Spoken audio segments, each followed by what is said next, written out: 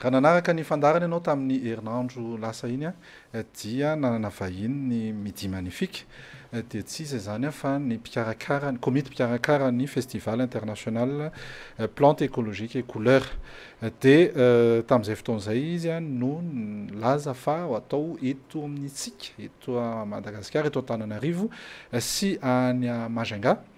Io festival voalohany izy io ny eto amintsika fa efa matetika no nisy tany eran-tany. Izay indrindra zany amin'izao fotoan'izao no azahoanay andraisanay ary loranay ampitiavana be ireto vahiny reto izay mpandray anjara sy mpikarakara ihany koa manam-pahaizana manokana ao anatin'ny tontolon'ny plante ngambany zany ilazako azy mba moramora koa ny andraisantsika azy any an-tokantrano any miarabanjareo isika andray anjareo avy hatrany dia tsy izy zany fa Indrasen Venkantachelam. Bonjour Indrasen, j'essaie toujours de bien prononcer le nom. Salam. Salam à tous. Et puis Sarafi, ça va? Bonjour. J'ai l'impression que je parle en français pour tout le monde alors que vous parlez en malgache. On est tous un peu malgaches quelque part. Oui, effectivement, parce que d'après ce que j'ai entendu, vous avez passé votre quelques années estudiantines en Kats, à l'université d'Antananarivo. Belle époque, des années 70. J'étais à l'université de Madagascar. J'étais pas encore né. Et oui, vous étiez encore trop jeune. Et venant de Maurice, à Madagascar, et puis après, un autre saut de Maurice vers le Sénégal, où j'ai travaillé pendant 10 ans dans une organisation africaine, et un saut final de Dakar à Paris, où j'ai travaillé à l'UNESCO pour tout le programme de la créativité artistique, de l'artisanat, et jusqu'en 2008. Voilà. Et il n'y a pas que vous, mais il y a aussi Sarafi qui connaît très bien la partie sud de Madagascar, n'est-ce pas? Ah oui, tout à fait. Je suis venue pour la première fois en 1988 pour commencer mes études chez les Tandroui. Et là, j'avais commencé à apprendre le tissage et la teinture et le filage de coton. Et je suis revenue en 82 jusqu'en 95 pour continuer mes études. Donc, vous deux, vous connaissez très bien Madagascar. Oh, on ne peut pas jamais tout connaître. C'est un peu prétentieux. Oui, tout à fait. Moi, pendant les 3 années où j'étais étudiant, j'ai pu faire l'Est et l'Ouest. Et il me manquait le Sud, où j'étais avec la troupe, la Tome, la troupe universitaire. Et on avait une tournée dans le Sud en avril 72, donc, qui a été annulée. Donc, je ne connais pas le Sud. Et moi, par contre, je connais le Sud et je ne connais pas bien le Nord ni l'Est. Ouais. Donc, c'est le moment jamais de découvrir Madagascar. Parlons un peu du festival international Plantes écologiques et couleurs. Vous êtes là. Qui a commencé le 15, je crois. Le 15 mai. Festival a commencé le 15 et va durer à Antananarivo jusqu'au 21 et va se poursuivre du 21 au 28 par des découvertes de l'intérieur du pays, de toutes ses richesses, à 2 parcs, Ankafaransik. On ne prend pas le A. Ankafaransik et à Anitia, c'est ça? Oui, d'accord. Tout dans la région de Majunga. Oui. Donc, c'est quoi là-bas? Les participants vont aller découvrir, rencontrer des artisans et voir un peu toute la richesse de la biodiversité qui explique pourquoi on a voulu faire ce festival à Madagascar et avec des participations d'une vingtaine de pays, à la fois de chercheurs, de botanistes, d'artisans, de créateurs, d'artistes et d'entrepreneurs. Vous, quel est votre rôle exactement dans l'organisation? Moi, alors, je suis responsable d'un réseau international pour le développement de l'artisanat qui s'appelle RIDA, donc qui est en contact avec des spécialistes, des conseillers spécialistes de l'artisanat avec qui j'ai travaillé pendant 20 ans quand j'étais à l'UNESCO.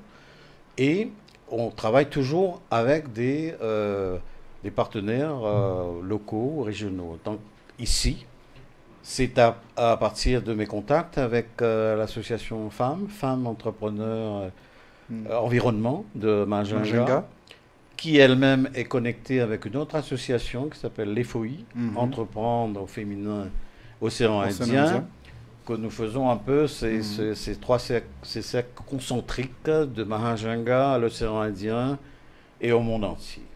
Justement, c'est la présidente de ces deux associations, la présidente d'honneur de ces deux associations qui était venue, qui était notre invitée ici pour annoncer le festival. Anthropologue, Madame Sarafi, c'est ça? Oui, vous êtes anthropologue. C'est quoi exactement l'anthropologie? Anthropologie, c'est la science, l'étude des humains. Donc, en principe, dans les études anthropologiques classiques, on va sur le terrain pour étudier les mœurs et les coutumes des gens, pour vraiment vivre entre eux, pour mieux apprendre leur façon de vivre, les arts, les coutumes. Donc moi, par exemple, je suis venue pour étudier au départ les coutumes funéraires tandouis. Donc je me suis installée dans un village tandouis, j'ai appris à faire la cuisine, à aller dans les champs, j'ai accompagné les femmes partout. Et c'est à partir de ça où j'ai apprécié l'art de tissage chez les tandouis. Donc je ne suis pas venue expressément pour étudier le tissage, mais une fois arrivée sur place, j'étais obligée parce que c'était la vie des femmes et parce que je voulais vraiment voir la vie des femmes tandouis. Il fallait que je participe dans toutes les activités. Donc aller chercher de l'eau, aller chercher le bois, même m'occuper des enfants et après de participer dans le tissage. Parce que les femmes, pour gagner leur vie, pour avoir un peu d'argent, elles filent du coton, elles tissent et elles vendent leur linceul au marché. Est-ce que ça veut dire que c'est le background en tissage, que c'est le lien avec le festival, entre vous et le festival? Tout à fait. Donc là aussi, dans le sud, ils ont continué jusqu'ici à utiliser les plantes tinctoriales. Tandis qu'ailleurs, à Madagascar, ils ont plus ou moins abandonné les plantes. Oui, on a fait travailler les produits chimiques. Surtout à partir des années 40-50, on a plus ou moins abandonné les plantes tinctoriales pour travailler avec les couleurs chimiques. Or, dans l'Anjou, ils ont continué toujours à faire travailler les plantes tinctoriales locales. Donc, c'est la raison pour laquelle aussi de la tenue de ce festival. C'est l'idée de créer tout un mouvement en faveur de ces plantes naturelles et qui tiennent compte de toute une tendance et aussi de faire partager des savoirs très anciens, des savoir-faire dans différentes régions. C'est pour ça que nous avons à la fois un symposium où l'on échange des informations de savoir sur les plantes. Information, expérience. Et après, des ateliers de démonstration où il y a des artisans qui, dans la cour de l'Alliance française, font des démonstrations tous les jours. Après, il y a comment communiquer ces savoirs et ces savoir-faire à un public très grand. C'est pour ça que nous avons une série de tables rondes sur des thèmes, comme par exemple tout ce qui concerne Madagascar, tout ce qui est la réglementation sur les espèces et les forêts, ou d'autres sujets comme l'utilisation des teintures naturelles pour les costumes de théâtre, ou même bientôt de films à partir de l'expérience de l'opéra comique à Paris, par exemple. Donc, il y a tout ça. Et pour la nourriture? Il y a aussi donc toute la partie qui devient de plus en plus, pour vous qui êtes à table en ce moment, bon appétit, bon appétit. On utilise de plus en plus les colorants naturels pour l'alimentation et même surtout pour les bons desserts maintenant qui sont mais garantis 100% naturel qui est dans tout ce mouvement planétaire et que nous voulons conscientiser un peu tout le public malgache que de faire partie de ce mouvement et donc d'encourager l'utilisation, le développement, la préservation des teintures naturelles. Enfin, je signale que nous avons à la Bibliothèque nationale et à l'Alliance française des expositions ventes de produits uniquement utilisant des teintures naturelles. Donc, on invite tous vos téléspectateurs et spectatrices à se rendre et à découvrir toutes ces richesses